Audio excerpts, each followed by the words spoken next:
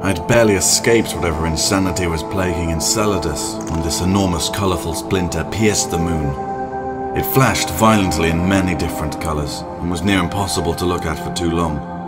What happened next blurred the boundaries of horror and beauty.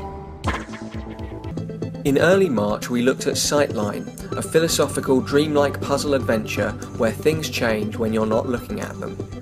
That version won a well-deserved third place in last year's VR Game Jam.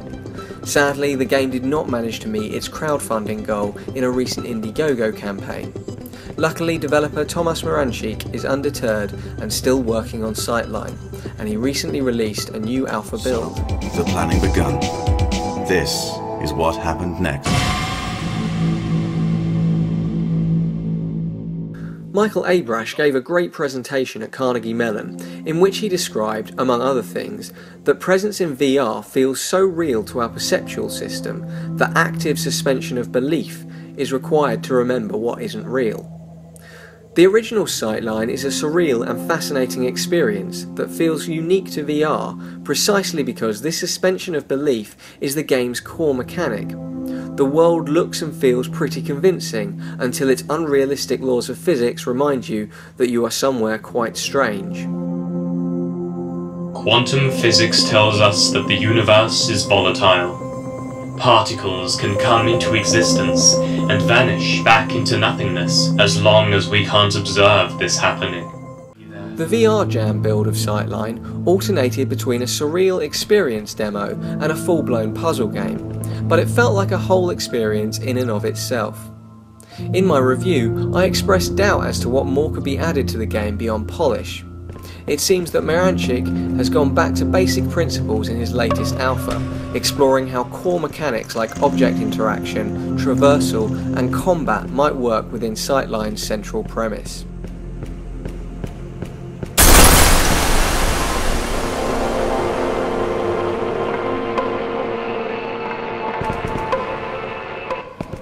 Beyond that premise, this new Sightline Alpha does not resemble the original game. Gone is the amazing forest landscape and thrilling room of spikes. The new Alpha is stark and white, perhaps the beginnings of a training level, or more likely just a test environment that will not be in the final game. You have a robotic body like a crash test dummy this time round, a definite improvement on the blob with cartoon eyes from before. You will need to run and jump in places, which is not too uncomfortable, but I wonder how much this is by virtue of the fairly blank backdrop as much as the jumping physics themselves. Object interaction is a highlight of this alpha. By pointing at an object and clicking, you can telekinetically pull it towards you. Even with just a mouse, this is incredibly satisfying, but with a motion controller like STEM or the Hydra, I imagine it will be a joy, feeling like a Jedi as you pull objects towards you with a gesture. I don't think these controllers are supported as yet, but it's certainly a logical extension. These telekinetic powers come into play in the combat sections too. In them you are attacked by a floating object that changes shape when it gets out of your sight. You need to grab a corresponding smaller object and throw it at your foe to cause damage. The enemies will try to get out of your line of sight when you're holding an object that can damage them, so it can be quite hard to get a hit.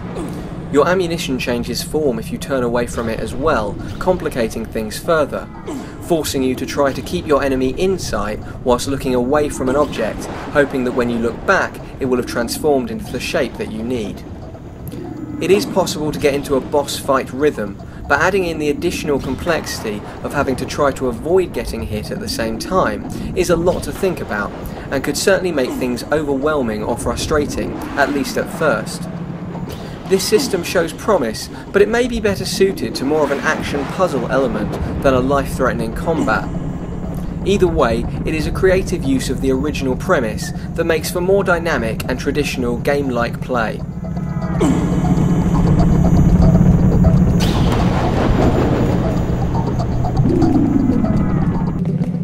The new alpha of Sightline is a bold step in a new direction for the game, experimenting with more reusable and scalable game concepts that make use of the underlying mechanic introduced last year. Don't download it expecting a sequel to Sightline. This demo has none of the spectacle or passive experiential elements that were among the best moments in the original game. There may be a tension here between the desire to create a flowing experience that astounds and delights, and the desire to build a complex and challenging physics puzzler. But this is just an alpha. There's no reason the two styles can't be wed together if the base mechanics are solid enough. This demo displays the right kind of inquisitiveness about the possibilities of those mechanics to bode well for a finished product after a period of experimentation and refinement. I, for one, am more interested in the continued development of Sightline than ever before, and I wish Thomas the best of luck if he decides to give crowdfunding another shot down the line.